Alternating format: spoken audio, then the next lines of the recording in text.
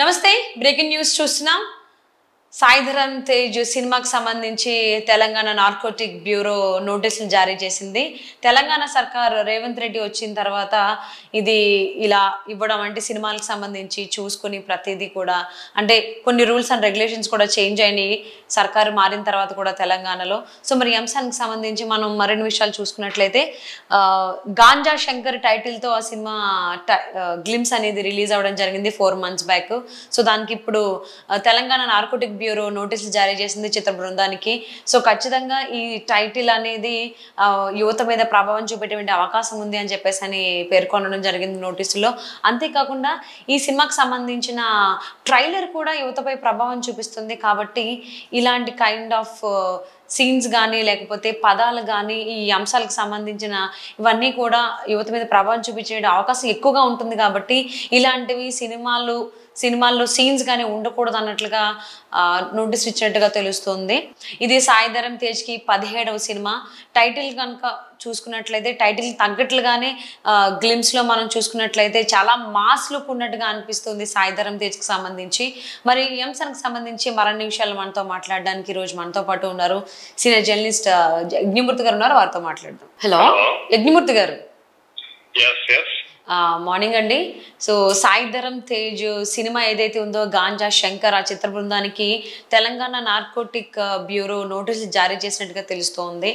So Telangana సర్కార్లో Revanth Reddy సర్కార్ వచ్చిన తర్వాత ఇలా సినిమాలకు సంబంధించి నోటీసులు జారీ చేయడం ఇది మొదటిసారి అన్నట్టుగా కూడా వార్తలు వస్తూ ఉన్నాయి.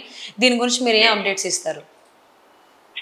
ఇది ఏ ప్రభుత్వం ఉన్నప్పటికీ కూడా ఇప్పుడు నార్కోటిక్స్ బ్యూరో అనేది కొంచెం మాదక ద్రవ్యాలకు సంబంధించి సినిమాల్లో ఎలాంటి వాటికి సంబంధించినటువంటి ఎలాంటి సన్నివేశాలు ఉన్నా కానీ తమ దృష్టికి ముందుగానే తీసుకురావాలని చెప్తున్నారు అనమాట. సో అవి ఎందుకంటే అలాంటివి చూపిస్తే ఆ చట్టం ప్రకారం ఏంటంటే అలాంటివి చూపించడం అనేది చట్ట విరుద్ధంగా చెప్తున్నారు నార్కోటిక్స్ చట్టాల ప్రకారం. అవి యువత మీద చెడు ప్రభావం చూపించే అవకాశం ఉంటుంది కాబట్టి అలాంటి సన్నివేశాలు ఏమన్నా ఉన్నా కానీ వాటినన్నిటిని కూడా తొలగించాలని చెప్పేసి ఇదివరకు కూడా చెప్పి ఉంటున్నారు వాళ్ళు.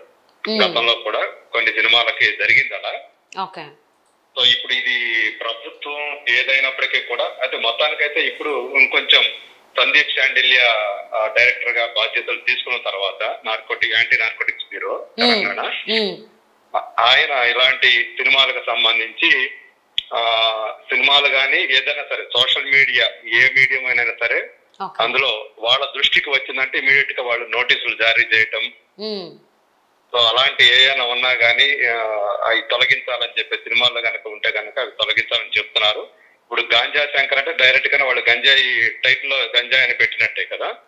సో ఆ టైటిల్ తోటి ఒక హీరోని అలా చూపించడం అనేది ఆయన అభిమానుల్లో అలాగే యువతలో టీనేజ్ పిల్లల్లో వాళ్ళలో చెడు ప్రభావాన్ని వాళ్ళు ఫాలో అయ్యే వాళ్ళు ఎక్కువ ఉంటారు.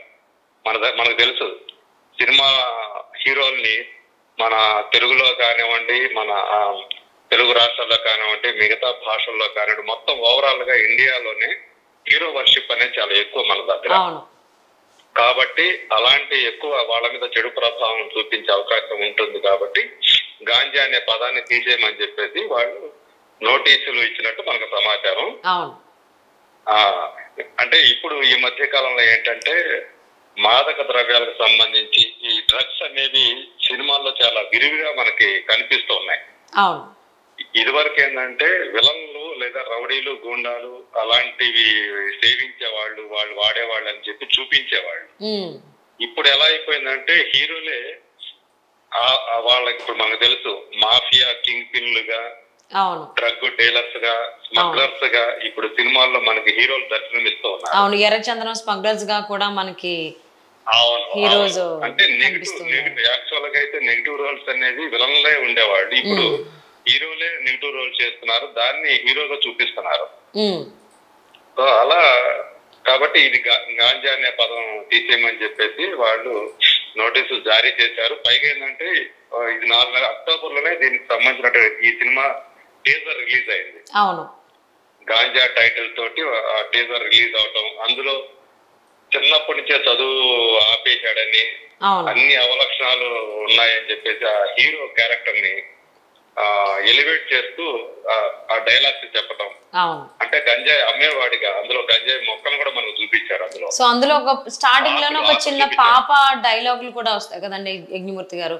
సో ఇలా సూపర్ మ్యాన్, స్పైడర్ మ్యాన్ కాకుండా ఏదైనా లోకల్ మ్యాన్ హీరోకి సంబంధించి నాకు స్టోరీ చెప్పు నాన్న అని చిన్న పాప అడగడం, అప్పుడు హీరోకి సంబంధించి ఇలా మీరు చెప్పినవన్నీ మాటలు వస్తూ ఉంటాయి. సో దాన్ని బట్టి మనకి ఆ క్యారెక్టరైజేషన్ ఎలా ఉంటుంది అనేది అర్థమైపోతుంది. సో టైటిల్ పెట్టడము అంటే గంజాయి సేవించేవాడే కాదు, గంజాయి అమ్మేవాడేగా కూడా మనకు ఆ సినిమాలో హీరో కనిపిస్తాడని అర్థమవుతుంది. యాక్చువల్ గా ఏంటంటే ఇలాంటి సినిమాలు మామూలుగా అయితే ముందు వేరే వేరే డిపార్ట్మెంట్ వాళ్ళు అప్డేట్ చేయడం అనేది సాధారణంగా జరగదు.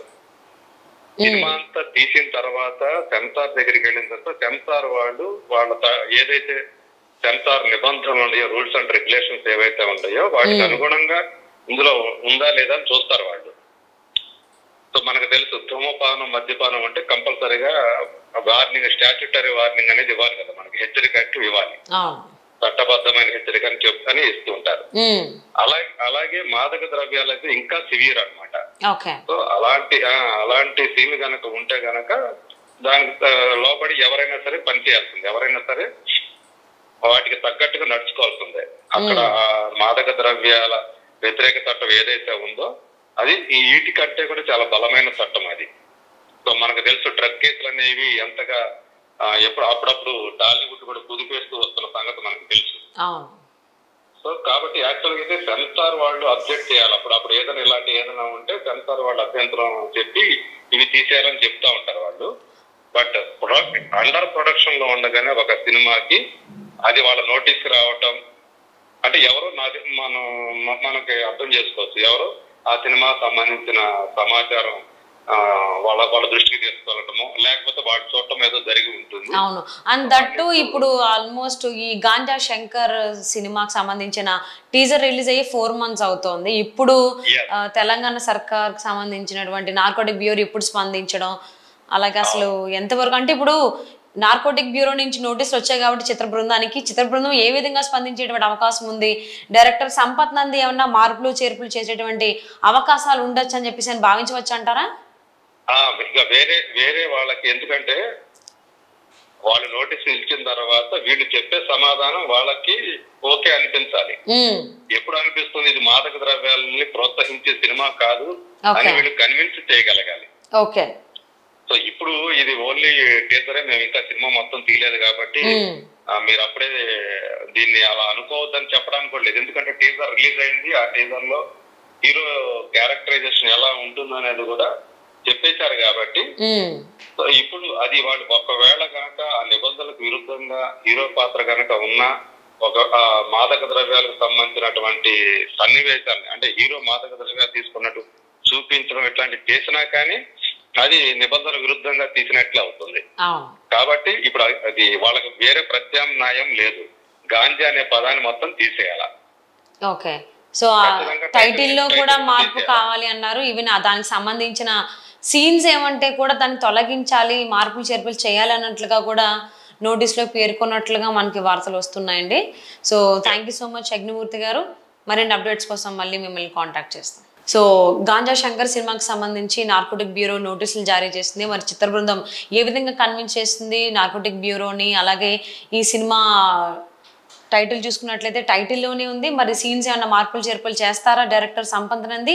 అలాగే ఈ సినిమా ప్రొడ్యూసర్స్ సాయి సౌజన్య, త్రివిక్రమ్ గారి వైఫ్, ఆవిడ నాగవంశీ గారు, అంటే అలాగే సితార్ ఎంటర్టైన్మెంట్ సంయుక్తంగా నిర్మిస్తున్న ఈ సినిమా సాయిధరం తేజ్కి 17వ సినిమా. విరూపాక్ష సినిమాతో 100 కోట్ల క్లబ్